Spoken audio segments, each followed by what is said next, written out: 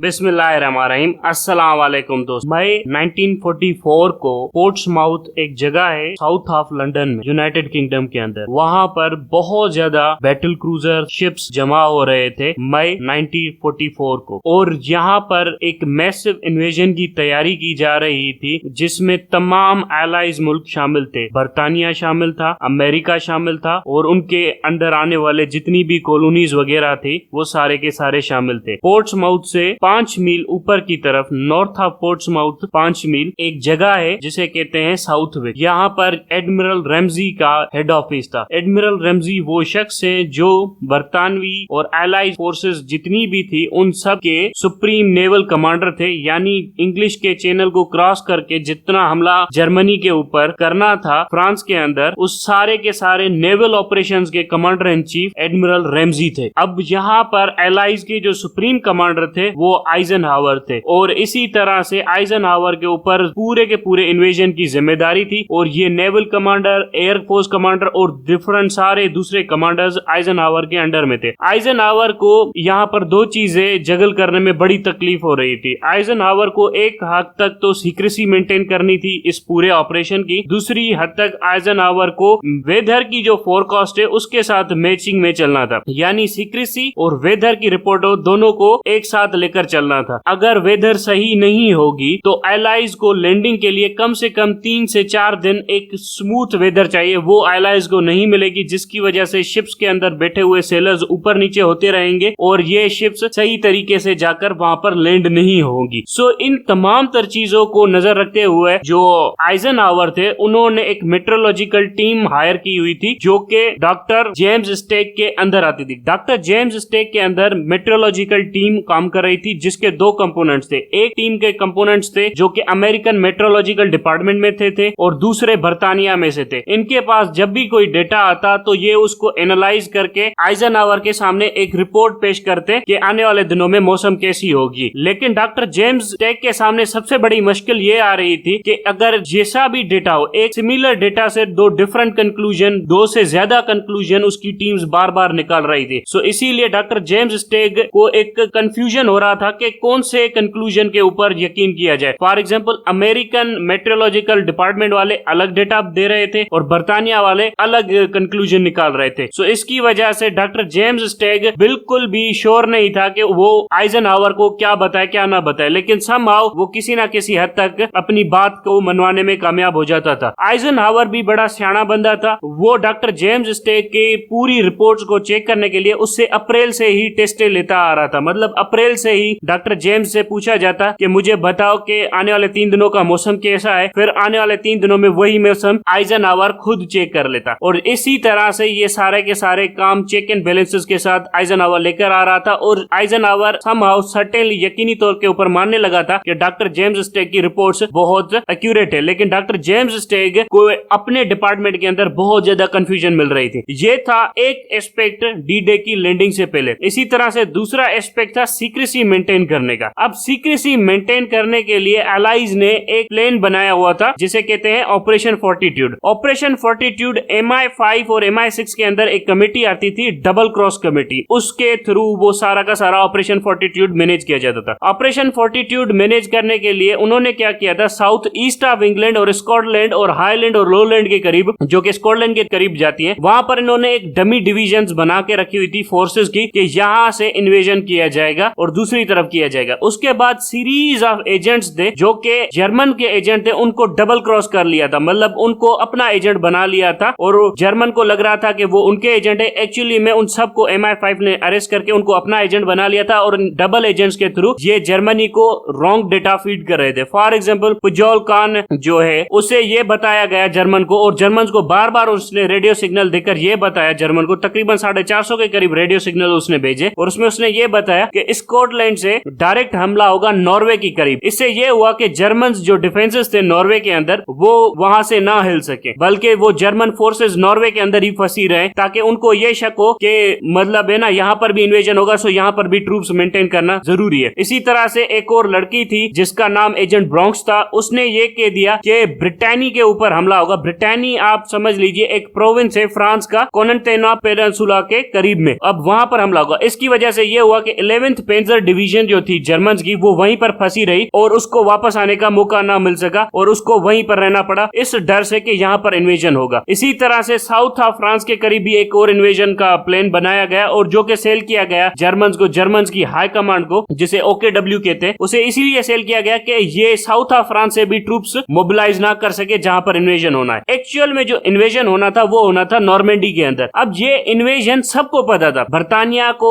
Allies को, सबको पता था कि बर्तानिया और एलाइज ये यहाँ पर इन्वेजन करने वाले हैं, यानी फ्रांस के ऊपर हमला करने वाले हैं। जर्मन्स को भी पता था इन्वेजन करने वाले, लेकिन किसी को नहीं पता था कि एग्जैक्टली एक्यूरेटली कहां पर इन्वेजन होगा। अब यहाँ पर इतने जगहों के ऊपर इन्वेजन का डेटा जर्मन इंटेलिजेंस एजेंसीज को फीड किया गया था कि जर्मन्स ने अपनी सारी फोर्सेस फैलाई हुई थी, एक जगह के ऊपर कॉन्सेंट्रेट नहीं की हुई थी। और सबसे बड़ी जो जर्मन हाई कमांड को लग रहा था और जिसको एलाइज ने बार बार रिइंफोर्स किया वो था कैले के ऊपर इन्वेजन होगा। कैले के ऊपर इन्वेजन इसीलिए हो सकता था क्योंकि कैले और जो डोवर है जो कि बर्तानिया का एक जगह है, इन दोनों के दरमियान सबसे कम फासला है, यानी इंग्लिश चैनल में सबसे कम फासला यहाँ पर है और कैले के ऊपर हमला जल्दी से जल्दी होगा और कैले के ऊपर एक पोर्ट भी है तो यहाँ पर ही सबसे बड़ा हमला होगा। लेकिन एक्चुअली में जो एलाइज ने इन्वेजन प्लान किया हुआ था वो नॉर्मंडी के ऊपर प्लान किया हुआ था। नॉर्मंडी फ्रांस का एक प्रोविंस है जिसे कैलवाडोस भी कहा जाता है और वहां पर उन्होंने सारा प्लान किया हुआ था। लेकिन जर्मन हाई कमांड को उन्होंने जो डबल एजेंट्स हैं उनके थ्रू ये डेटा फीड किया हुआ था कि ये जो नॉर्मंडी वाला ऑपरेशन होगा ये फेक होगा और इसके 15 दिन के बाद डिफरेंट जगहों के ऊपर हमला होगा। और इसीलिए जर्मन हाई कमांड बड़ी कंफ्यूज थी कि अगर ये नॉर्मंडी वाला इन्वेजन फेक है तो ये पेंजर डिवीजन नहीं रिलीज कर रहे थे, यानी दूसरी जगहों से ट्रूप्स लाकर मोबिलाइज नहीं कर रहे थे इस सेक्टर के अंदर, जिसकी वजह से एलाइज की लैंडिंग सक्सेसफुल हो पा रही थी वहां पर। सो ये ओवरऑल पिक्चर थी जो आइजनहावर के सामने पेश थी और इसी के दौरान आइजनहावर ने बड़े फैसले करने थे। अब आइजनहावर के हवाले से ये भी है कि आइजनहावर सामने से तो बड़ा कूल और काम दिख रहा था, लेकिन आइजनहावर डीप डाउन बड़ा परेशान भी था। यहाँ पर आप देखें कि आइजनहावर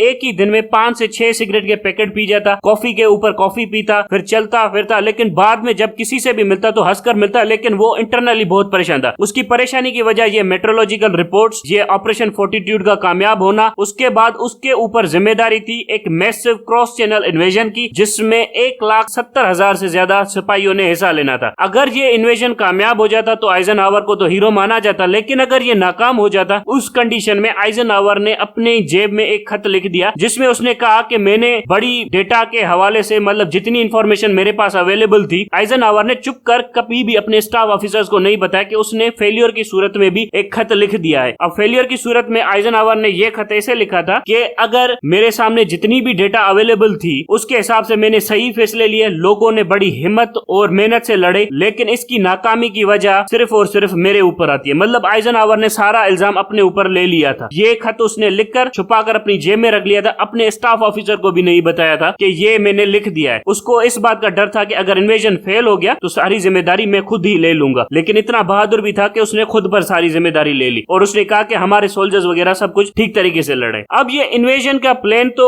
सबको पता था, हो रहा था, जर्मन हाई कमांड भी कंफ्यूज थी, पर यहाँ पर एक और भी डिपार्टमेंट था जो बड़े अच्छे तरीके से काम कर रहा था बर्तानिया के अंदर, जिसे कहते हैं बैचले पार्क इंस्टीट्यूशन। बैचले पार्क के अंदर एलन ट्यून्स ने एक मशीन बनाई हुई थी जिसने इनिग्मा मशीन, जो कि जर्मन कम्युनिकेशन, रेडियो कम्युनिकेशन में यूज होती थी, इनिग्मा मशीन, जैसे पाकिस्तान के अंदर जो साइफर था, उस सारे के सारे को डिकोड कर दिया हुआ था। अब ये जो जितना भी ऑपरेशन फोर्टिट्यूड में इन्होंने डेटा फीड किया हुआ था अपने एजेंट्स के थ्रू जर्मन हाई कमांड को, बैचले पार्क के अंदर जो मशीन थी उसने जर्मन रेडियो कम्युनिकेशंस को मॉनिटर करना शुरू किया, तो उसे पता चला कि एलाइज का जितना भी प्रोपेगेंडा है वो सारा का सारा जर्मन हाई कमांड ने बाय कर लिया, क्योंकि जर्मन हाई कमांड ने अपनी फोर्सेस की मोबिलाइजेशन इस तरह से करना शुरू कर दी कि कुछ डिवीजन उन्होंने नॉर्वे में रख दी, कुछ साउथ ऑफ फ्रांस में रख दी, कुछ ब्रिटानिया में रख दी, कुछ जाकर फ्रांस में रख दी, और सबसे ज्यादा कंसंट्रेशन जो रखी उन्होंने कैले के ऊपर रख दी, जिसकी वजह से जो एलाइज की हाई कमांड थी उसे पता चल गया कि ऑपरेशन फोर्टिट्यूड सक्सेसफुल हुआ है और वो नॉर्मंडी के लिए जा सकते हैं। सो ये तो एक एस्पेक्ट हुआ, लेकिन सबसे बड़ा जो मसला आ रहा था वो वेदर रिपोर्ट्स के ऊपर आ रहा था, क्योंकि एलाइज को एक्यूरेटली नहीं पता चल रहा था कि कब ऑपरेशन लॉन्च करना चाहिए, कब नहीं करना चाहिए, क्योंकि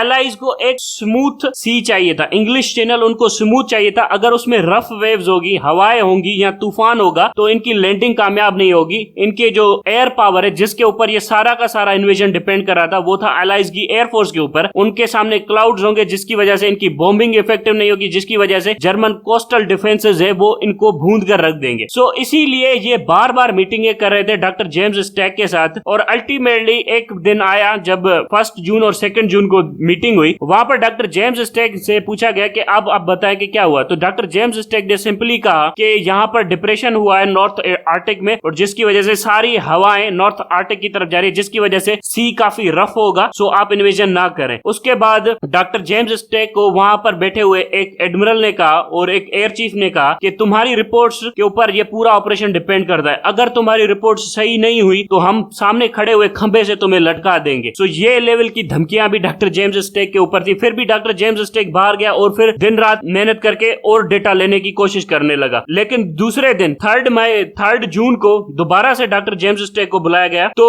डॉक्टर जेम्स स्टैक ने कहा कि यहाँ पर मौसम खराब होने वाला है। तो वो सारे के सारे कमांडर्स थे, उन्होंने खिड़कियों से बाहर देखना शुरू कर दिया और उन्होंने कहा कि यहाँ पर तो सनसेट है, तुम कैसे कह सकते हो कि मौसम खराब होने वाला है, तुम तो बार बार डिले करवा रहे हो खामखा ऑपरेशन को। दूसरे ही दिन 4 जून को वहां पर ठीक ठाक बारिश पड़ी, जिसकी वजह से इन्हें समझ में आ गया कि डॉक्टर जेम्स स्टैक बिल्कुल सही बात कर रहा है और उसको इस तरह से नलीफाई नहीं किया जा सकता। अल्टीमेटली 5 जून को एक और मीटिंग हुई इसी साउथ विक के कंपाउंड के अंदर, और जहां पर डॉक्टर जेम्स स्टैक ने कहा कि कल के दिन से पूरे 4 दिन तक वेदर बिल्कुल स्मूथ है, अगर आप ऑपरेशन लॉन्च करना चाहते हैं तो यही सही वक्त है, और 4 दिन के बाद हो सकता है कि कोई बड़ा तूफान आ जाए, वो वक्त सही नहीं होगा। इसी बात का इंतजार था पूरी की पूरी आइजनहावर की कमेटी को। वहां पर आइजनहावर ने मंटगमरी की तरफ देखा जो कि बर्तानिया का आर्मी चीफ था, और मंटगमरी से पूछा कि अब हम क्या करें। तो मंटगमरी ने कहा कि चलते हैं, अब इन्वेजन शुरू कर देते हैं। उसके बाद सभी के सभी ट्रूप्स को ऑर्डर दिए गए कि जाओ अब इन्वेजन की तैयारी करो। इसके बाद जाकर ये पूरा का पूरा ऑपरेशन शुरू हुआ। ऑपरेशन शुरू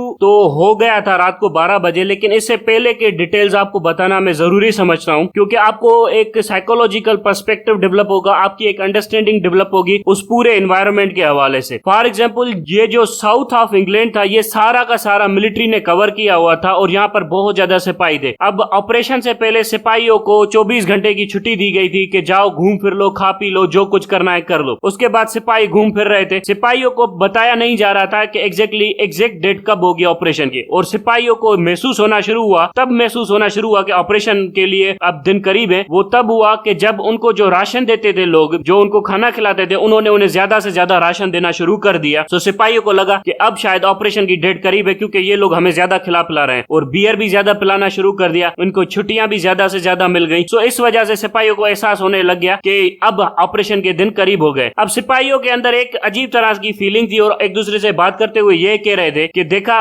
एक बकरे को ज़िबा करने से पहले जिस तरह से ज्यादा खिलाया पिलाया जाता है, हमें भी इसी तरह से ज्यादा खिलाया पिलाया जा रहा है। अब यहाँ पर आपको कुछ समझना होगा कि सिपाही जितने भी थे, उनकी कुछ गर्लफ्रेंड्स थी, वाइफ्स थी, वो सबसे पहले जाकर उनसे मिल रहे थे, बाय बाय कर रहे थे। यहाँ पर जिनकी गर्लफ्रेंड्स थी, उनके साथ वो जल्दी जल्दी में शादियां कर रहे थे, इस उम्मीद के साथ अगर उनके साथ मौत हो गई या वो मारे गए वहां पर, तो इनके पेंशन के चेक इनकी औरतों को वगैरह को मिल जाएंगे। और यहाँ पर आपको औरतों के हवाले से भी बता दूं, जो ट्रेन से सिपाही निकल रहे थे, तो औरतें जो उनको सी ऑफ करने आ रही थी, वो प्लेटफॉर्म के आखिरी एंड तक आ रही थी, और काफी मायूस कुन माहौल था। सिपाही जब भी गलियों से जा रहे थे, तो जो बूढ़े बुजुर्ग थे जिन्होंने फर्स्ट वर्ल्ड वॉर देखी हुई थी, उनकी आंखों में आंसू थे। सो हर कोई इन्हें चीयर भी कर रहा था, लेकिन सबको पता था कि आने वाले दिनों में क्या होने वाला है, और हर किसी को पता था कि डी डे की लैंडिंग होने वाली है आने वाले दिनों में। सो इस पूरे फियर के एनवायरनमेंट के अंदर सारे के सारे सिपाही ऑपरेट कर रहे थे, और सिपाहियों के अंदर भी एक अपनी नर्वसनेस थी। कुछ सिपाही चाह रहे थे कि जो कुछ होना है हो जाए, बाकी ये टेंशन वाला माहौल खत्म हो, और कुछ सिपाहियों के अंदर इतना मोरल डाउन हो चुका था कि उनमें से कईयों ने सुसाइड कमिट कर लिया, कई भाग गए, कई वहीं पर खड़े थे, कई उल्टी सीधी बातें करना शुरू कर दिया। और कुछ सिपाहियों को यह यकीन हो गया था कि वो इस ऑपरेशन से बच नहीं पाएंगे, और वो इस पूरे के पूरे ऑपरेशन के अंदर मारे जाएंगे, और डेथ की सर्टेनिटी उनके अंदर बिल्कुल दिख रही थी कि हम सब के सब मारे जाने वाले आने वाले दिनों में। इसीलिए कुछ सिपाहियों ने पैसे वैसे जमा करके, जितने भी उनकी पैसे थे, अपनी गर्लफ्रेंड्स को एक रिंग वगैरह दे दी थी कि उनके साथ उनकी शादी हो गई जल्दी जल्दी में, ताकि अगर वो मर जाए तो उनकी पेंशन उनकी बीवियों को वगैरह को मिल सके। अब यहाँ पर मैं आपको एक और चीज बताता चलूं कि एलाइज हाई कमांड जितनी भी थी, उसमें बहुत ज्यादा मतलब है ना,